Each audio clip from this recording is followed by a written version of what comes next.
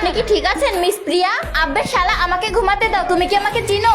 আমি হলাম মিস প্রিয়া, যার এই শহরের সবচেয়ে বড় বিজনেসম্যানের সাথে বিয়ে হয়েছিল। কিন্তু জানি না, হয়তো আমি নেশা করে ওর সাথে ব্রেকআপ করে আমার লাল ফেরারি নিয়ে বের হচ্ছিলাম। কিন্তু আল্লাহ হয়তো চায় না আমি একা থাকি, তাই তখনই আমি অ্যাক্সিডেন্ট করি আর এখন আমি আমার হাজবেন্ডের ঘরে। আরে বাপরে বাপ, এটা কি কোনো আম্বানির ঘর? না, এটা কোনো আম্বানির ঘর না, বরং আপনার স্বামীর ঘর।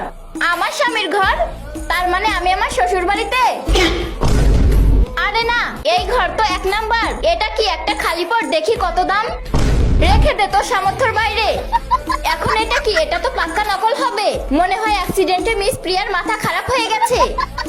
তোমরা কিছু বললে? এটা তো আসল। রেখে দে প্রিয়া, নয়তো চুরি হয়ে গেলে তুই তো গেছিস। তখনই আমার রাজা মানে আমার স্বামীর কল আসে, ও ঘরে আসছে।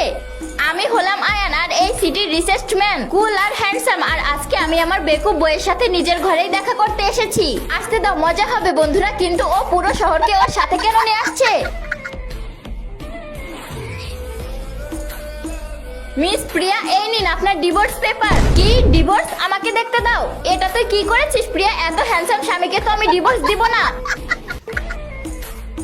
বসকে একটা পাগল মেয়ে পেয়েছে। আর কিছু আছে? দেখো হানি, আমি তোমাকে অনেক অনেক অনেক বেশি ভালোবাসি। যদি তোমরাও আমাকে ভালোবাসো তাহলে এখনই কমেন্ট করো।